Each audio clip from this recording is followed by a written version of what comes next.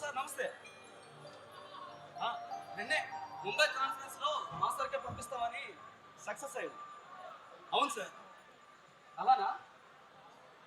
సరే, ఇంకేమైనా డౌట్స్ ఉంటే మా మేనేజర్తో కాంటాక్ట్ అవ్వండి. సరేనా?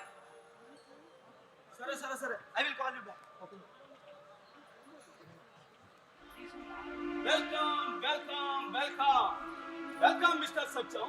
కుమార్ గారు, నేను వచ్చింది మీ స్వాగత సత్కారాలు అందుకోవడానికి, మీ రాజ్య మర్యాదలకి మురిసిపోవడానికి కాదు.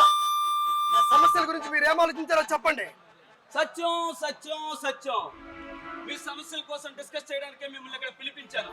అయినా మీరు కొంచెం ఆవేశం తగ్గించుకోవాలి. మా సమస్యలు ఏమిటో మీకు ఇదివరకే తెలియజెప్పాగా. జీతాలు పెంచాలి, బోనస్లు ఇవ్వాలి, అదనపు సౌకర్యాలు కల్పించాలి. సత్యం, మీ కోరికలు తీర్చాలంటే మాకు నెలకు ఎంత ఖర్చు అవుతుందో తెలుసా? దాదాపు 10 కోట్లు.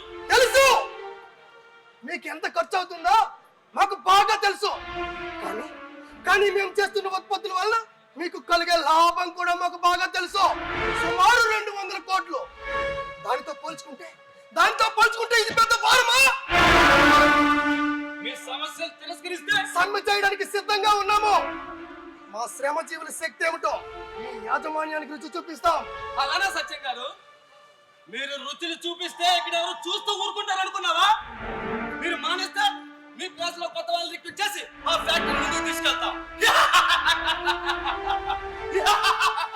అప్పుడు నువ్వు తెచ్చే కార్మిక శక్తి ఆకలి బాధతో అల్లాడిపోతుంది.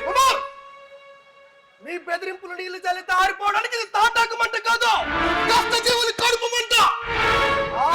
ఆత్మార్పణం చేసుకుంటావా?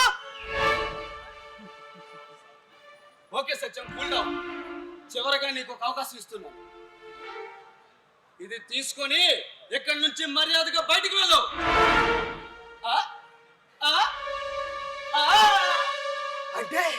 అంటే మా విప్లవానికి వెలగడుతున్నావా కుమార్? తప్పు చూడగానే నీకు కులం అయిపోయి వంగి వంగి సలాం చేస్తాననుకున్నావా? అసంభవం. 10 నోట్లతో నన్ను కొనాలనుకుంటున్న నీ పిచ్చితనానికి నా జోహార్లు. నేను డబ్బుకు అమ్ముడిపోయే కక్కుర్త మనిషిని కాదురా, చేమున్నెత్తునే ఉన్న మనిషిని, శ్రమను శక్తిని నమ్ముకున్న కార్మికుడిని. అవసరమైతే రక్త తర్పణ చేసి మా ఈ ఉద్యమానికి ఊపిరి పోస్తానే కానీ నన్ను నమ్ముకున్న నా వాళ్ళకి అన్యాయం చేయను. రేపటి నుంచే సమ్మె మొదలవుతుంది. మీకు దమ్ముంటే మా సమ్మెను ఎదుర్కొంటే చూద్దాం.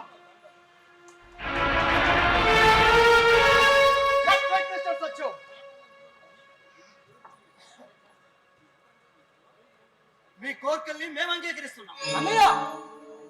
అన్నయ్య వాళ్ళ సంగతి నీకు తెలియదు. నాకన్నీ తెలుసు, నేను విన్నాను. సరేనా?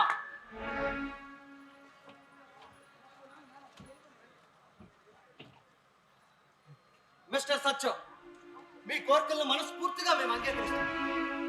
రెక్కల ముక్కలు చేసుకొని కష్టపడే శ్రమజీవులు మీ కడుపు కొట్టు కోట్ల రూపాయలు సంపాదించిన ఆ పాపం ఊరికినైపోతుంది. అయినా శ్రామికుల తాలూకా సంక్షేమం యాజమాన్యం తాలూకా లక్ష్యం కావాలి. ఫ్యాక్టరీ తాలూకా అభివృద్ధి శ్రామికుల తాలూకా జయం కావాలి. అప్పుడే ఇద్దరం సంతోషంగా ఉంది. రాజేష్ గారు, యజమానులంటే రక్తం పీల్చే రాబందులు అనుకున్నాను. కానీ వారిలో కూడా మానవత్వానికి ప్రాణం పోసే మీలాంటి వారు ఉంటారని మిమ్మల్ని చూసాకే అర్థమైంది. మీ ఔదార్యానికి మా కార్మికులకు ఎన్నడూ మర్చిపోదు. వెళ్ళొస్తాను సార్.